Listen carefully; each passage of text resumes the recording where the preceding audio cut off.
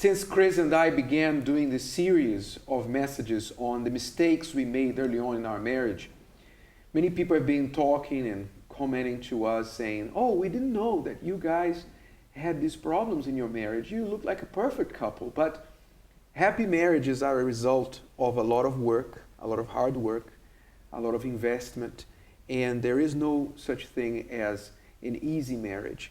Yeah.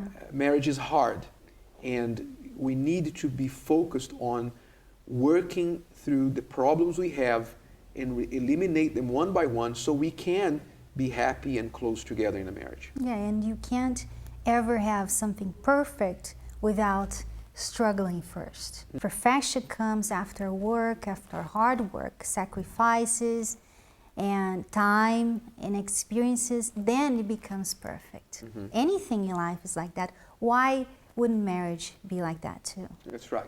Now, on to the next mistakes. Two things we want to talk about today. Chris wants to go first. My other mistake, this is the third one we're sharing with you, was disrespect, which was not something I meant. Many times I didn't know I was disrespecting my husband, but I was. Sometimes, making decisions on my own without consulting him. Sometimes I would talk back if he said something that I didn't like. I would just talk back to him. And I noticed that he would react in a very different way. Whenever, if I had, for example, if I had a problem with, if I was jealous of you, you didn't react this way. But whenever I was disrespectful to you, you always closed up. It hurt me to the core because respect for a man who usually occupies the position of head in the family, of the leader, if he feels disrespected, it will hurt him to the core. The issue will no longer be whatever problem she's complaining about. The issue will become the fact that she's disrespecting him. So that was a big problem. Yeah, and you would then react in the wrong way too. You made the other mistake. Yeah, that's right. I would give Chris the silent treatment. And that was my mistake because whenever she disrespected me, I would say to myself, I'm going to teach her a lesson. And I would feel very hurt, but I wouldn't explode. I would implode. And I would stay for days on end without talking to her. Just one word answers, very minimum. And, we would stay in the house like that for days. If we had people visiting, we would act, I would act, showing that everything was okay, but it wasn't. When everybody was out, we would go back to that silent atmosphere. So that was my mistake.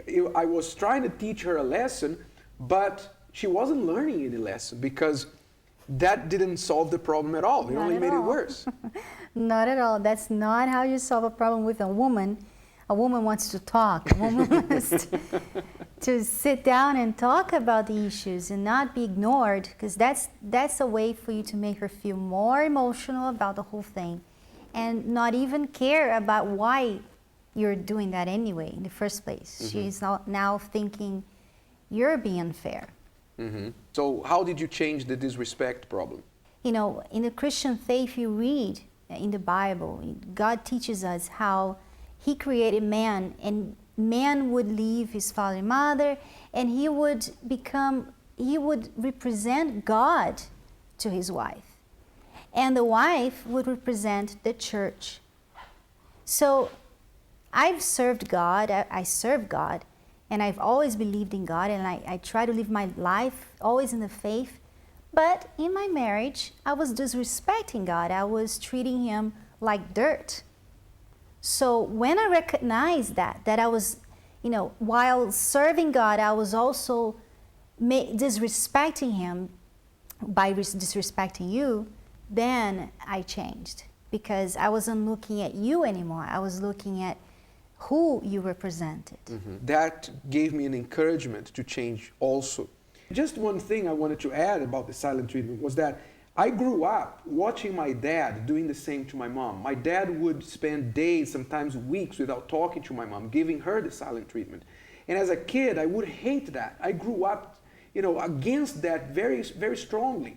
But when I got married, I did the same thing. So maybe you have been playing out the same role in your marriage that you learned from your parents, from adults that you grew up around.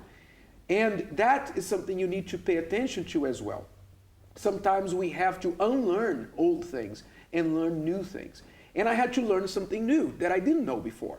And the new thing that we decided, we came up with this rule. And the rule was, from now on, any problem that happens between us in our marriage, we are going to drop whatever we are doing and we are going to deal with the problem there and then. If we had to talk for an hour, for 2 hours, it didn't matter. We decided we are not going to sleep. We are not going to bed with our backs turned to each other. We are going to bed hugging and kissing, and like a couple, we're not going to bed and leaving the problem unresolved for the next day.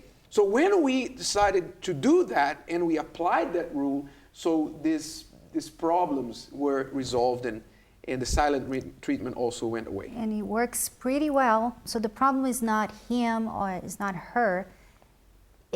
The problem is the problem. So we solve the problem and then we're okay. Mm-hmm. That's how we've overcome these two problems in our marriage, and we'd like to encourage you watching this series to also look at your marriage and realize that there are two different things here. One is your marriage, the other one is the problem. So focus on what is good about you and use your power collectively, both of you, to address the problem. You are a team fighting a problem. And if you overcome the problem, the marriage is safe and you're blessed. All right? So thank you for watching. And next week, we're going to share with you one more secret. Thank you. God bless.